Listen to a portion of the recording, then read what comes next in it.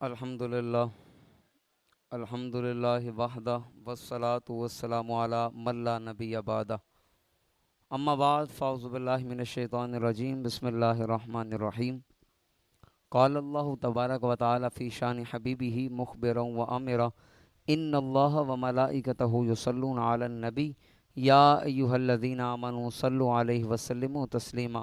محبت کے ساتھ درود پاک پڑھیے۔ صلاۃ و السلام علیکہ یا سیدی یا رسول اللہ وعلی آلک و اصحابک یا سیدی یا حبیب اللہ۔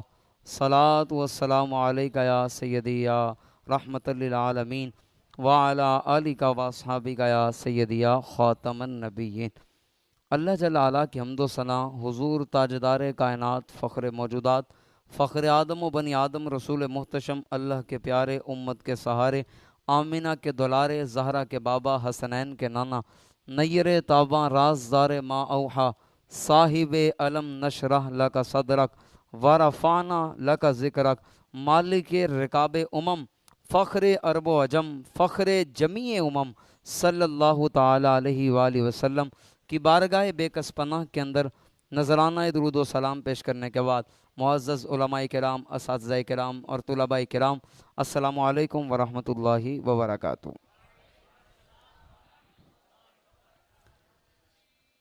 اللہ کے فضل و کرم اور اس کے حبیب کریم کی نگاہ خاص کی برکت سے ہم یہاں پر اکٹھے ہوئے ہیں یوم ختم نبوت کے حوالے سے، اور اعلیٰ حضرت رحمہ کے حوالے سے بھی آپ نے سنا۔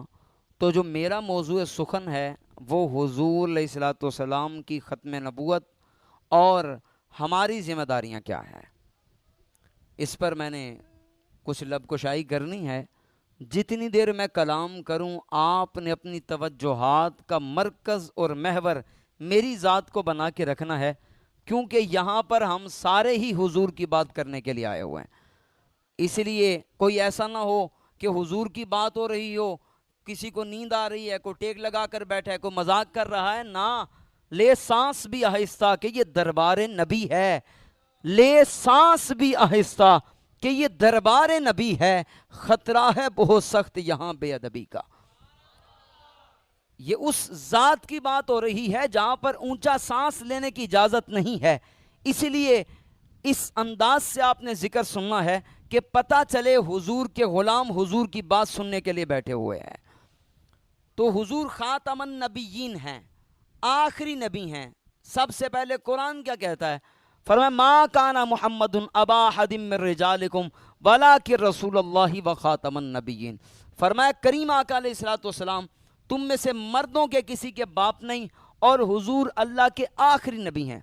تفسیر ابن جریر کے اندر حضرت ابو قتادہ فرماتے ہیں کہ خاتم النبیین کا مطلب یہ ہے کہ قیامت تک دنیا ادھر سے ادھر تو ہو سکتی ہے، حضور کے بعد کوئی نبی نہیں آ سکتا ہے۔ دیگر تفسیر کے اندر مفسرین نے خاتم النبیین کے معنی کو بیان کیا کہ حضور کے بعد نہ کوئی ذلی نبی آ سکتا ہے، نہ کوئی بروزی نبی آ سکتا ہے، نہ کوئی تشریح، نہ کوئی غیر تشریح۔ حضور کے بعد کوئی نبی آ ہی نہیں سکتا۔ رب نے نبوت کا سلسلہ حضور کی ذات پر ختم کر دیا۔ میرے امام نے واضح لکھا ہے، آپ نے کمال کر دیا، فرمایا فتح باب نبوت پہ بے حد درود، ختم دور رسالت پہ لاکھوں سلام۔ حضور کے بعد قیامت تک کوئی نبی نہیں آ سکتا۔ یہ قرآن کا واضح پیغام ہے، اور قرآن کی 20 آیات ان باتوں کو بیان کرتی ہیں کہ حضور کے بعد قیامت تک کوئی نبی نہیں آ سکتا، اور حدیث میں واضح شواہد موجود ہیں۔ ابو داؤد شریف کی حدیث پاک ہے، حضور نے فرمایا ان نبوت والرسالۃ قد انقطعت فلا نبی بعدی ولا رسول۔ فرمایا دیکھو نبوت اور رسالت اب ختم ہو چکی ہے، منقطع ہو چکی ہے، میرے بعد قیامت تک نہ کوئی رسول آ سکتا ہے، نہ کوئی نبی آ سکتا ہے۔ پھر بخاری شریف کی بہت معتبر ترین روایت، کریم آقا علیہ الصلوۃ والسلام نے کمال کر دیا۔ حضور نے مثال دے کر بتایا کہ نبوت کی مثال کیسے ہے، میں آخری نبی کیسے ہوں۔ فرمایا ان مثلی ومثل الانبیاء من قبلی کمثل رجل بنا بیتا فاحسنہ واجملہ الا موضع لبنۃ من زاویۃ فجعل الناس یطوفون به ویعجبون له ویقولون هل وجدت هذه لبنہ انا اللبنہ انا خاتم النبیین۔ حضور فرمان لگے میری مثال اور تمام انبیاء کی مثال ایسے ہی ہے جیسے ایک شخص نے ایک بہت خوبصورت گھر تعمیر کیا، ایک عمارت بنائی اور اس نے اس کو بہت ہی خوبصورت بنایا، لیکن ایک اینٹ کی جگہ باقی رہ گئی، باقی ساری بنا لی۔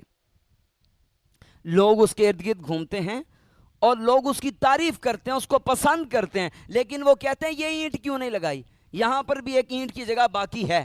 حضور فرماتے ہیں نبوت کے اس محل کی آخری اینٹ مصطفیٰ کی ذات ہے، اب قیامت تک وہ جب عمارت مکمل ہو گئی ہے کسی اینٹ کی ضرورت نہیں۔ پتہ چل گیا، بخاری کی یہ روایت نے بیان کر دیا کہ دنیا ادھر سے ادھر تو ہو سکتی ہے، رات کے وقت میں سورج تو آ سکتا ہے رب چاہے، لیکن مصطفیٰ کے بعد قیامت تک کوئی نبی نہیں آ سکتا ہے۔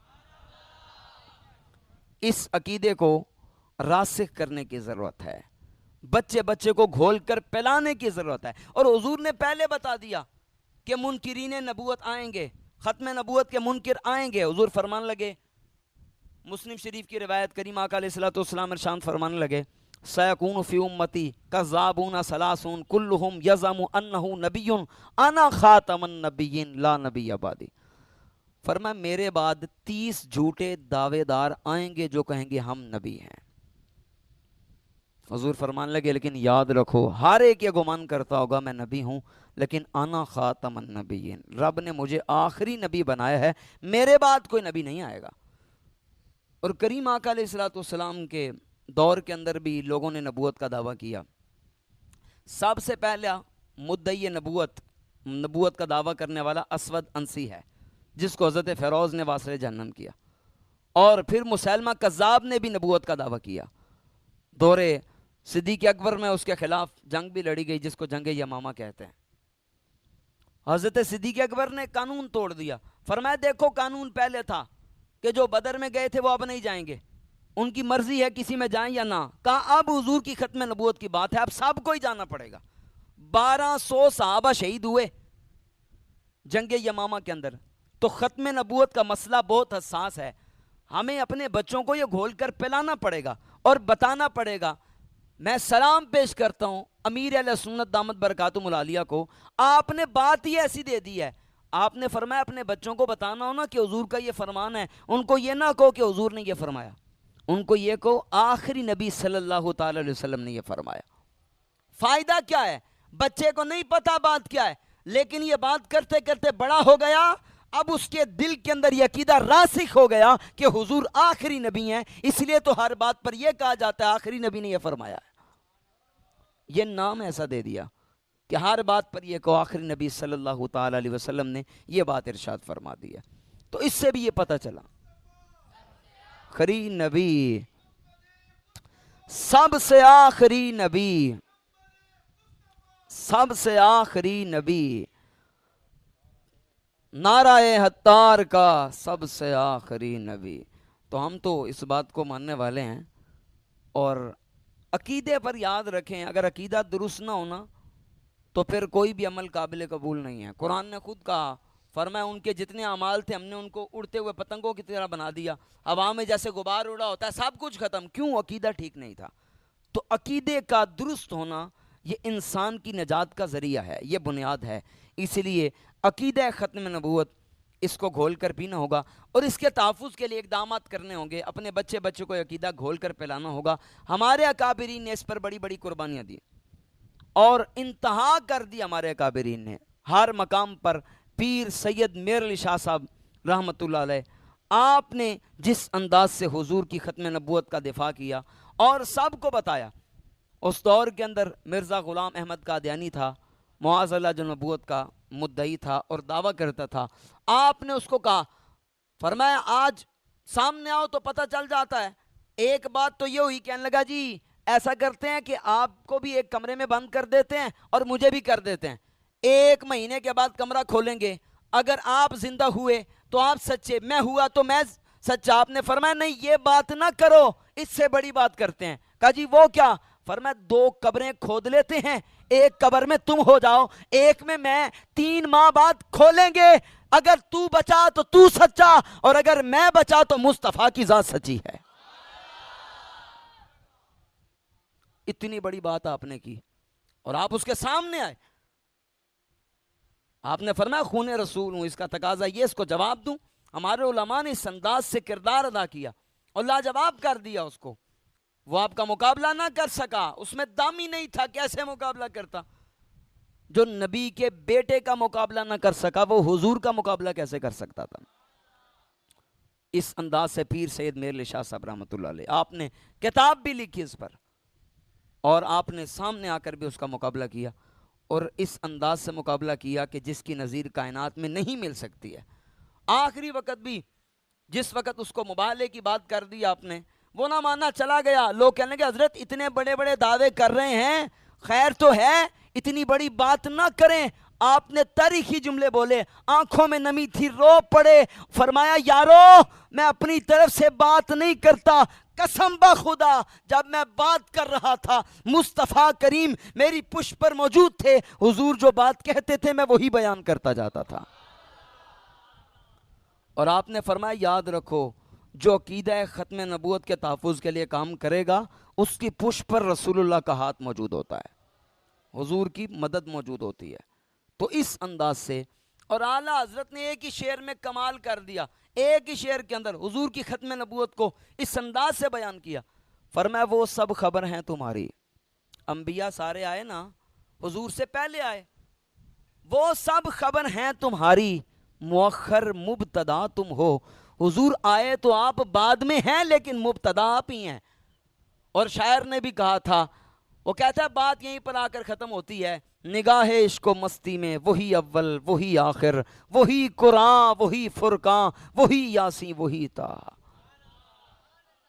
توقید ختم نبوت, اس کے تحفظ کے لیے آج اقدامات کی ضرورت ہے. آج فتنے پھیلتے جا رہے ہیں, اور جو لوگ منکرین ہیں ختم نبوت کے, وہ قرآن کی 200 آیات سے اس پر اٹیک کرتے ہیں. لیکن اس کے لیے ہمیں علمی طور پر مضبوط ہونا ہوگا, جس طرح میرے امام نے کام کیا, جس طرح ہمارے اکابرین نے کام کیا, اور جس طرح آج کے دور کے اندر بھی ہمارے علماء کام کر رہے ہیں ختم نبوت پر. اس کے لیے بہت زیادہ اشد ضرورت ہے.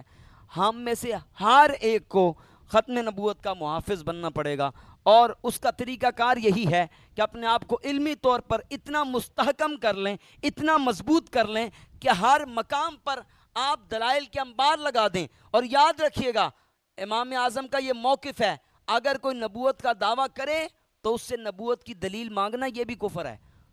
دلیل بھی نہیں مانگی جا سکتی کہ دلیل دو نبی ہونے کی. بھائی وہ بات کیسے کر سکتا ہے؟ حضور نے خود گواہی دی, وہ دہن جس کی ہر بات وہی خدا, وہ دہن جس کی ہر بات وہی خدا. زبان سے نکلتی ہے بات, یا تو قرآن بن جاتا ہے یا رسول عربی کا فرمان بن جاتا ہے. حضور نے خود گواہی دی, انی اشہد بیعدد تراب الدنیا ان مسیلمہ کذاب. فرمایا میں گواہی دیتا ہوں, کتنی؟ فرمایا ساری کائنات میں جتنے ریت کے ذرات ہیں میں ان کے برابر گواہی دیتا ہوں مسیلمہ جھوٹا ہے, رب نے مجھے آخری نبی بنا کر بھیجا ہوا.